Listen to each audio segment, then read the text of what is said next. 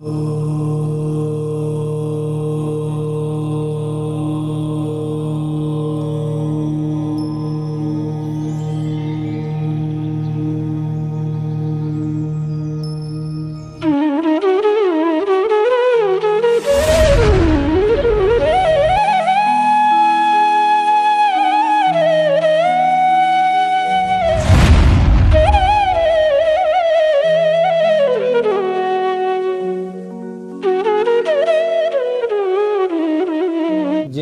जिनेन्द्र तज्जयति परं ज्योति समं समस्तैरनन्तपर्यायै दर्पणतलेव सकला प्रतिफलति पदार्थमालिका यत्र।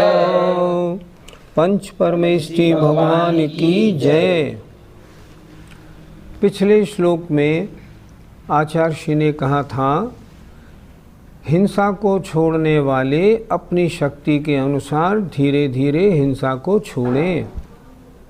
शिष्य ने प्रश्न किया, भगवान कैसे छोड़ें, शुरू कहाँ से करें? तो आचार्य ने अगला श्लोक लिखा, मध्यम मांसम क्षौद्रम पंचोदुम्बर फलानि यत्नेन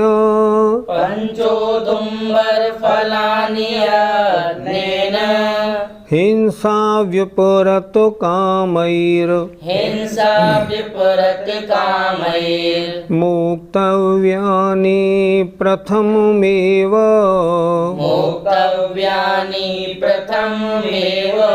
बोलिए, मध्यम मांसम क्षौद्रम पंचोदुम्बर फलानि यत्नेन हिंसा व्यपरत कामैर मोक्तव्यानि प्रथममेव।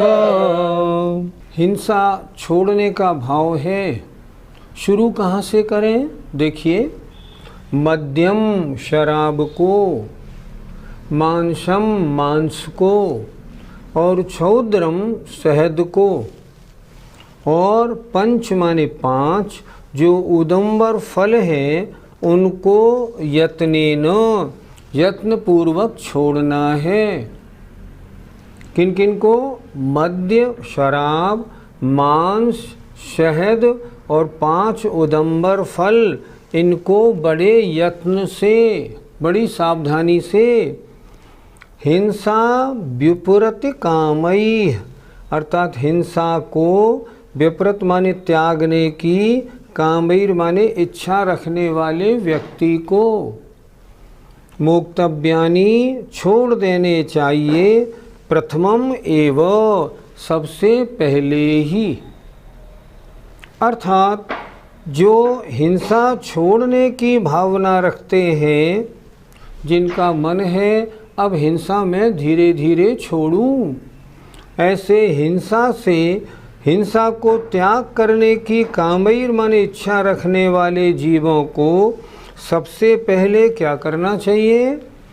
मद्य, मांस और क्षौद्रम माने शहद, मधु और पांच उदम्बर फलों को बड़े यत्न पूर्वक मोक्तव्यानि सबसे पहले छोड़ देने चाहिए। सबसे पहले क्या छोड़ना? शराब छोड़ो, मांस छोड़ो, शहद छोड़ो और पांच उदम्बर फल छोड़ो। इनको अगर नहीं छोड़ा तो धर्म की शुरुआत ही नहीं है। ये तो जैनी मात्र को इनका त्याग तो होना ही चाहिए, ये मूल गुण हैं जैन धर्म की, ये तो नींव है। यहाँ से प्रारंभ होती है, कहाँ से? अष्टमूल गुण से।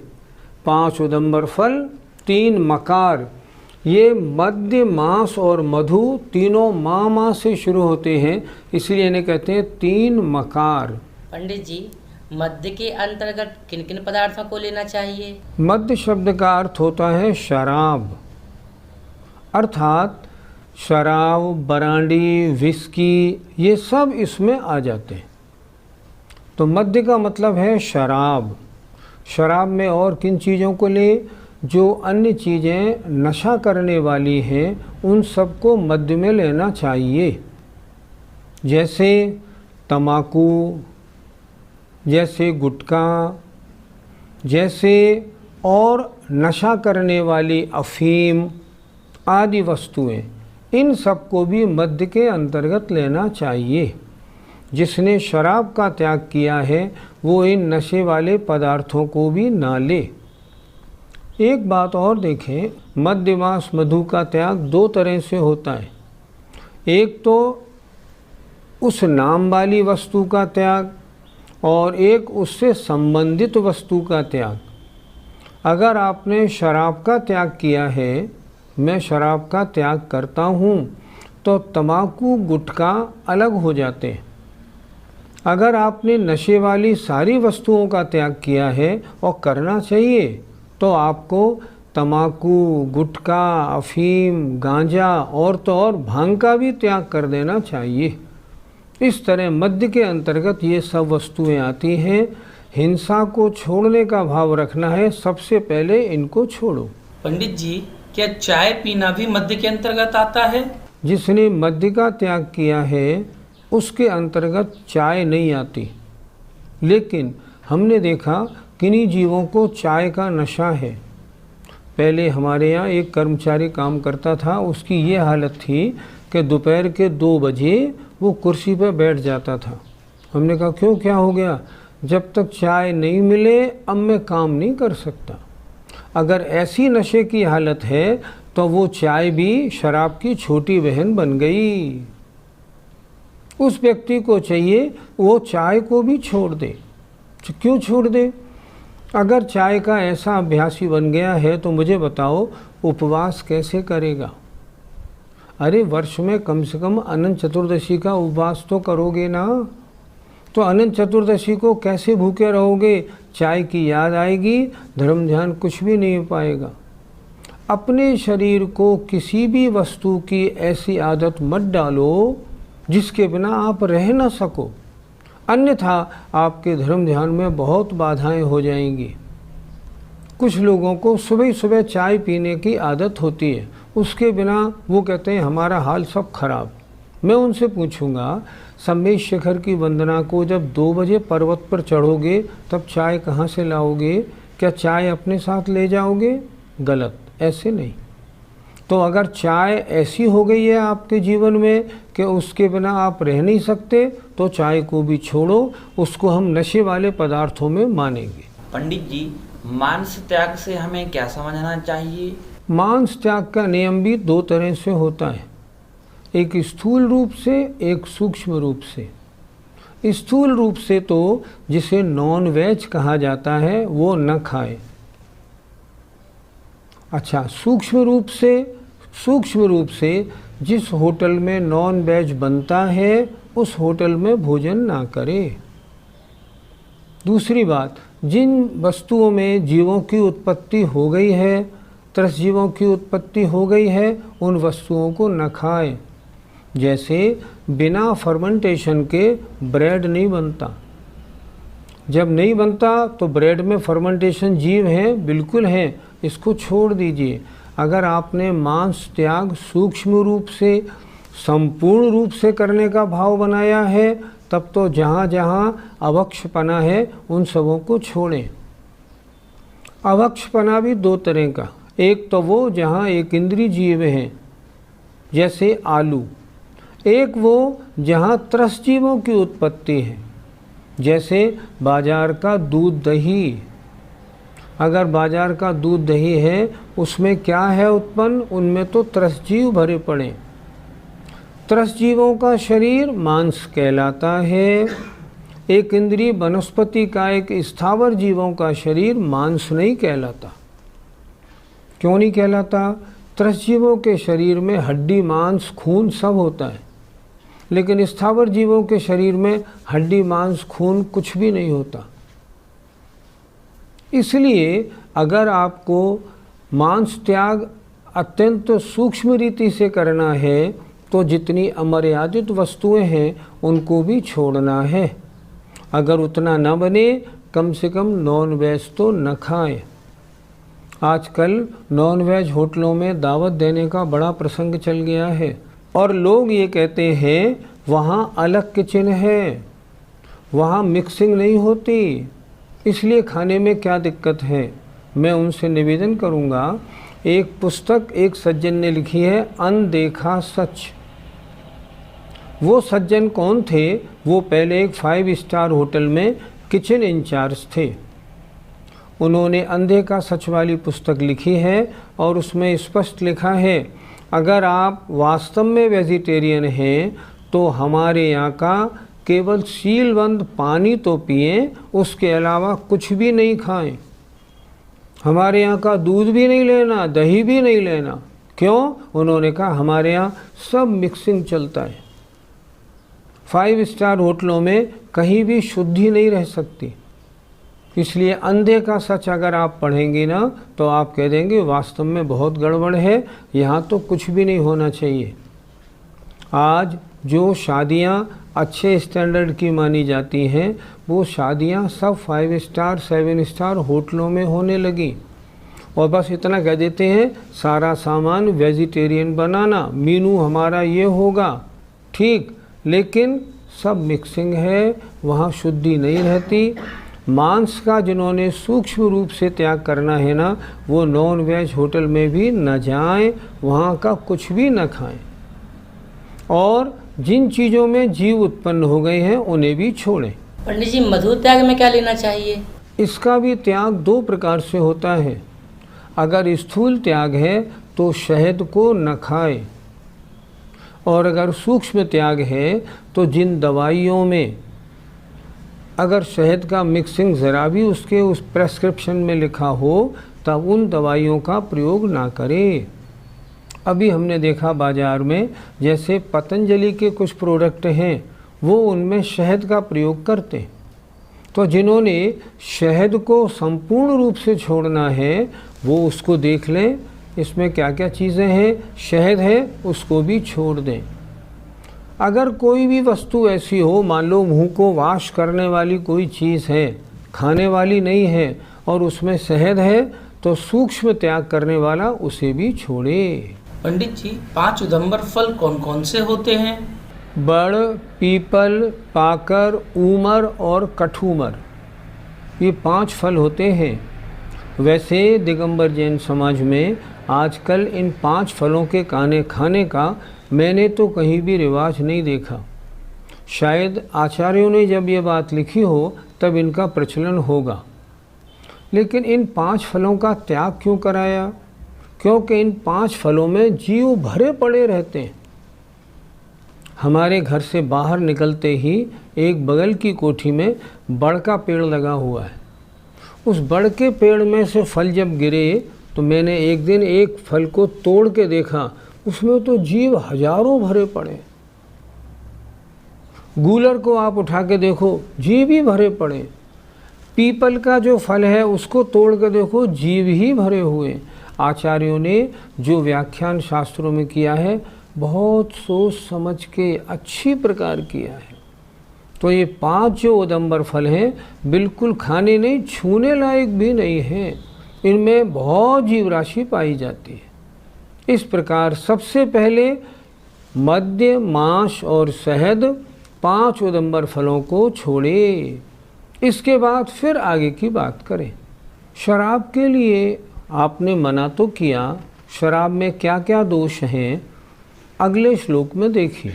मद्यम मोहयति मनो, मद्यम मोहयति मनो, मोहित चेतस्तु विस्मरति धर्मम, मोहित चित्तस्तु विस्मरति धर्मम, विस्मृत धर्मा जीवो, विस्मृत धर्मा जीवो, हिंसामविशंकमाचरति, हिंसामभिसंख्यमाचरति।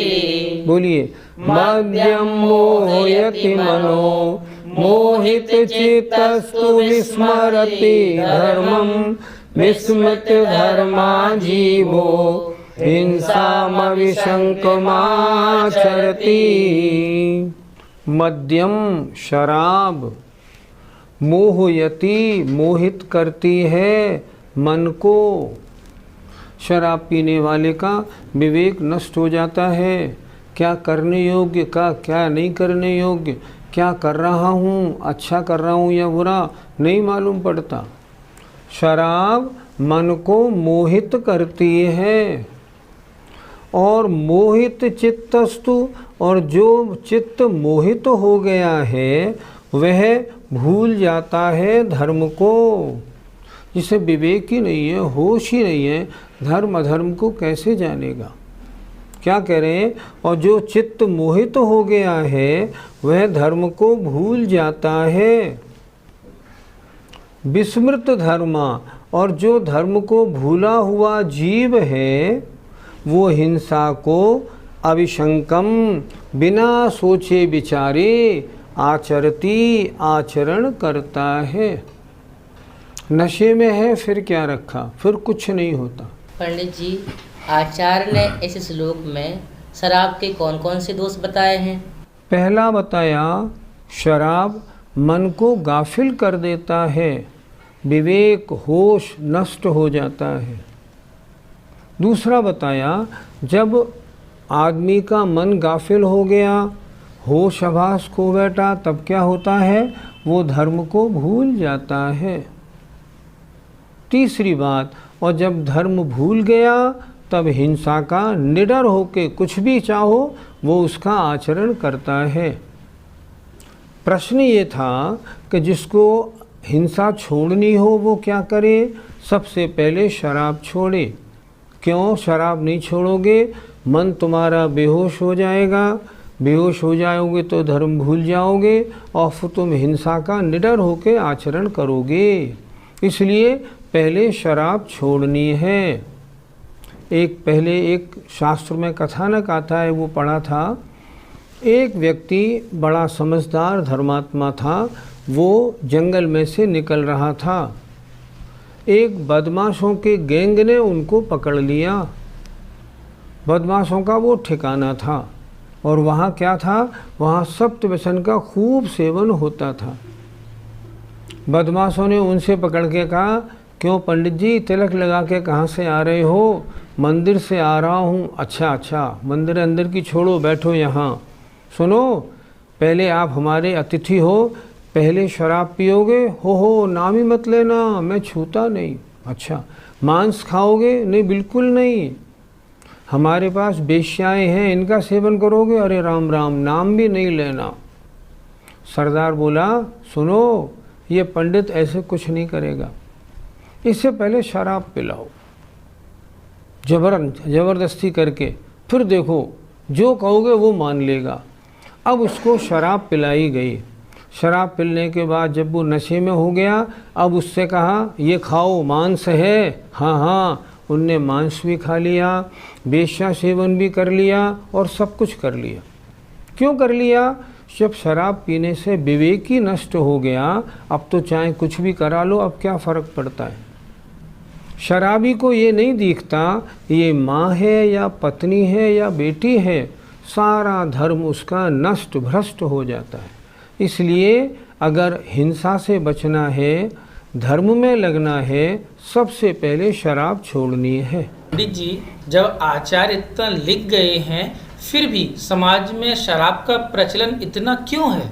हमारे जो साधर्मी भाई गाँव में या कस्बों में रहते हैं, उनमें शराब का प्रचलन बिल्कुल नहीं।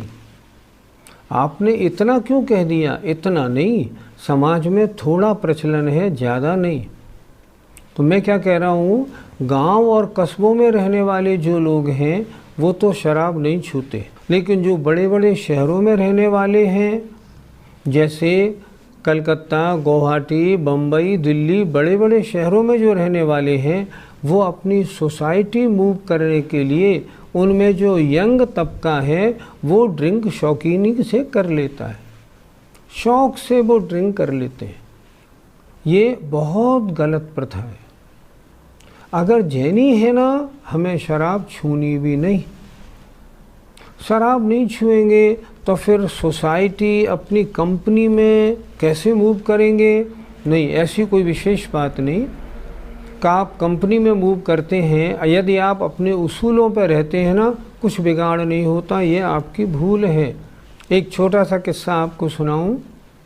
पहले हम मिलिट्री में कुछ माल सप्लाई करते थे, एक टेंडर पास कराना था तो एक कर्नल से रिकमेंडेशन करानी थी।